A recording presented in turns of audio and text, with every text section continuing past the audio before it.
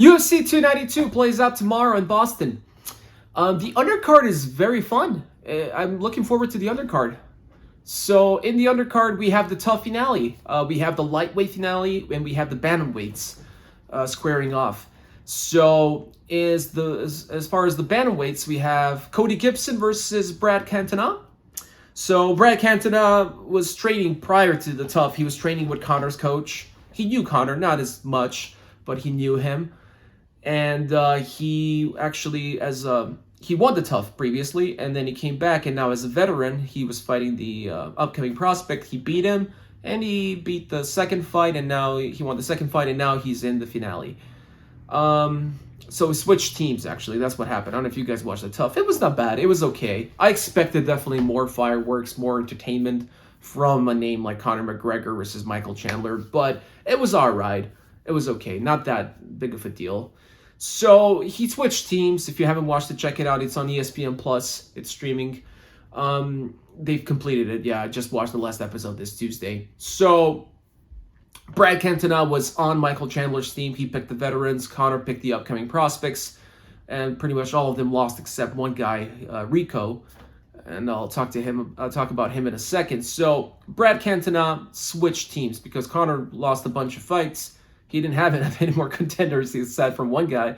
So then they asked them to switch. Only one guy wanted to switch, which is Brad Cantona, and that made perfect sense. The other guys actually despise Conor, so they didn't want to join his team. Brad Cantona then won under Conor's belt, under Conor's team. And then here he is. He's fighting Cody Gibson. So Cody Gibson actually injured. I think it was an ACL that he injured on his knee. And he fought this Rico guy. If he took advantage, he would have been fighting in front of his home crowd. But unfortunately, he was not good enough. He didn't take advantage. He actually slipped. Cody got him on the ground. And that's where he dominates, on the ground. He's very good on the ground. Now, Cody is he 36? No. The other lightweight is a 36-year-old. So I think Cody's like 30, early 30s, or 31, 32. So he's very good on the ground. He stands a big chance. He's the bigger guy. He's quite a big bantamweight. Yeah, his size is noticeably large compared to the other bantamweights. Even the champion, right? Aljamain. He looks bigger than Aljamain. So Cody is the favorite here. Obviously, if it stays on the ground, if Brad manages to keep it on the feet, he stands a better chance. But I think Cody will win this. I think he's a better MMA fighter than Brad. Now, the lightweights, that's going to be a fun matchup. It's Austin, I can't remember the name. Maybe I'll remember it if he wins this. Austin Hollowbrow versus, Kurt Hollowbrow, something like that, versus Austin Hubbard. I think I got that right. So that's going to be a fun matchup. They won their fight. They won 2 fights each. Kurt is a really big lightweight. He could easily pass as a welterweight. He's got a lot of power in his punches. I think it's all going to be on the feet between these guys, but we never know. Both are evenly matched up, and yeah, it's a 50-50. I have no idea who's going to win this, but it's going to be fun to watch. I think it's going to be an entertaining fight. More than the bantamweights, probably. Now, another fun prelim fight is the return of Chris Weidman. Chris Weidman, I'm happy for him. I mean, after that horrific injury, just like Anderson Silva, his leg snapped. He almost, out of all the guys between him, Conor, and Anderson Silva that suffered such an injury, he literally almost lost the leg. They almost amputated his leg. He damaged some big nerves there. It was bad. I remember that, the reports, and I was really quite happy that they did not end up amputating him. He's back to full recovery, and he's fighting again. So I feel like he should be definitely grateful, and I'm happy for him that he's able to not just walk and run, he's able to fight again. It's incredible. It's really incredible. I wish him the best of luck versus Brad Tavares. But Brad is just obviously the younger, stronger fighter. And I think given the fact that he's been away for so long, Chris has been away for so long from the cage, the rust, and just having that thought in the back of his mind. No matter how much what he says that he's okay, he's going to throw the kick. He's confident in his leg right now. Even his coach said, the only thing I'm concerned about is he gets re-injured. That leg gets broken again. That's what his coach said. So if your coach says that, I can imagine he probably has that in the back of his mind. Whenever he throws that kick, he will think about it. who should even throw that kick. I wouldn't throw the kick. I don't know. But then again, I'm not a fighter. I'm not in that position. Who am I to say? Now, another thing is that Chris said, I feel disrespected and I'm going to prove to the world and the UFC that not only am I back, but I'm going to go back on a title run. Now, I think he might be getting a little bit far ahead of himself, especially saying also that he got disrespected by the UFC, being put on the undercard instead of the main card. I mean, I'm getting a little bit of Anthony Smith vibes here. I think he's a little bit delusional, a little bit too cocky, and I think he should be just grateful that he's back in that position, if you ask me. But shooting it right away, like I'm going to go for the title, I should be in the main card, I think he should slow down. Don't get ahead of yourself too much. I think that's not good for him. Honestly, he's been away for quite a while. He's not been in this game. Sure, he's a former champion, but it's been a while since he's been a champion. And then, not to mention, not only did he break his leg, he lost quite a few fights before that. So take it easy, take it one fight at a time. And but I wish him nothing but the best of luck. However, I think Brad Tavares is a much stronger fighter at this moment. He's the upcoming guy. I think he will take this win. So that's the undercard. In the main card, what's left of the fights, I already talked about Sean versus Aljamain in a separate video. Please check that video out.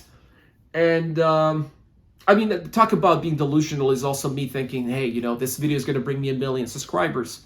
Obviously, I don't think that's possible, but I mean, everything is possible, right? But I'm going to be humble and I'm going to say, hey, you can be the 10th subscriber and you can make a change. So click that subscribe button. Don't forget it. So main card, aside from the main event, we have Weili defending her title versus Lemos. So Weili is a more complete fighter, I think, overall. I think she stands a very good chance of defending her title. Now, she shouldn't also be too confident because Lemos is a very dangerous fighter, very dangerous Brazilian jiu-jitsu artist. So she should be very careful. She can get herself in a position where she will go for the submission, where Lemos can easily submit her. So I wouldn't throw all my coins at Weili right there, but I think she should comfortably win if she executes her plan. And I think she learned a lot from her 2 losses from Rose Namajunas, the Thug Rose. I think she took it that really well, those losses, even though she kind of like said it was an early stoppage when she was first knocked out, but it was a knockout. And then she lost by decision to Thug Rose. And I think she did put a lot of work. She showed through grit, and her mentality as a fighter is phenomenal. And I think she just keeps improving. And quite visibly, her whole physique now is much better. She looks way stronger. She's got a 6-pack now compared to like 5-6 years ago, her physique. So she's putting in a lot of work, and I think that'll be too much for Lemos. And I think she will comfortably win this. Now, the other fight that we have is Ian Garry versus Neil Magny. So, Ian Garry, talk about cockiness. This guy is from Ireland, and he's kind of riding that Irish wave. He wants to be the Conor 2.0. We're here to take over. He's using the same Conor lines. That's my complaint.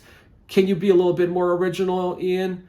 Ian Machado Garry, and that whole thing where he took his wife's last name as well. It's kind of weird, if you ask me, but okay. But whatever. All right, he's a tough guy. He's a good fighter, obviously, but I think he is the favorite. He's a huge favorite on DraftKings versus Neil Magny, but I think people are quick to write off Neil Magny like he's fading away. He's on the downslope. He won his last fight. Sure, it wasn't a great victory, but he had a tough opponent in Philip Rowe.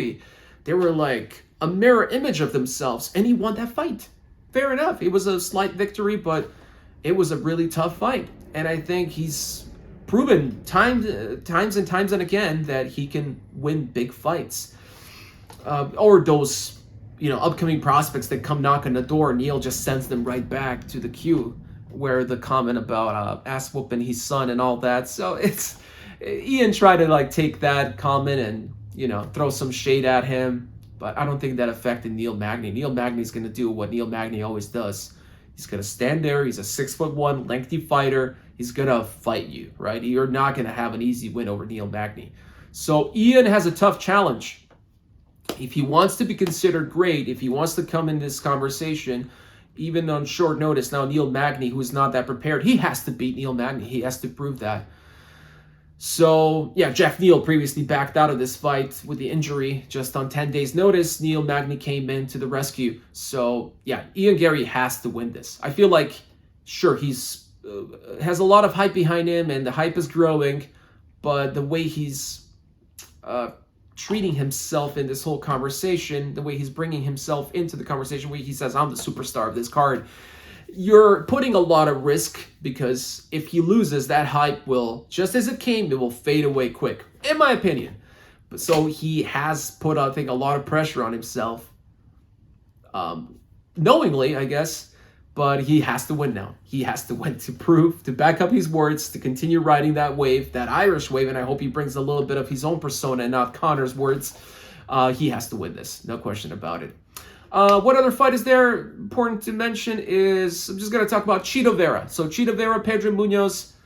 Chito Vera is a special fighter. As I mentioned in my video when I talked about Sean and him beating Sean, and Sean saying that Chito would be his first title defense. I think that's fair of Sean, giving Chito a chance because he did beat him and he wants revenge versus Chito Vera. That makes perfect sense. Now, again, that might be a little bit dismissing Corey Sandhagen, but we can have that argument. And I'm pretty sure Sean won't back away from that fight either. He will fight, if he wins, I'm sure he will fight everybody. He will defend the title versus Chito. He will defend the title versus Corey Sandhagen. Now, of course, if he were to defend versus Chito, Chito has to win this fight, just like he said. Sean wins. Sean has to win. I will win. Then we'll talk about that title fight. So Chito's chances versus here, he's a slow starter. We all know that. He can go the distance. He can be very brutal in the later rounds, round 4 or 5. Very dangerous fighter. Pedro Munoz is a fast striker. He's an early starter. So that will be, I think that will be determine the outcome of this fight. If Pedro cannot do anything in the round 1, round 2, he's in for a lot of trouble in that third round versus Chito, I believe. So, having said that, I think Chito wins. I think Chito has that X factor that will determine this fight. Pedro Munoz is, no disrespect to him, I mean, he's great. He definitely stands a chance, but I would definitely put my chips on Chito in this fight.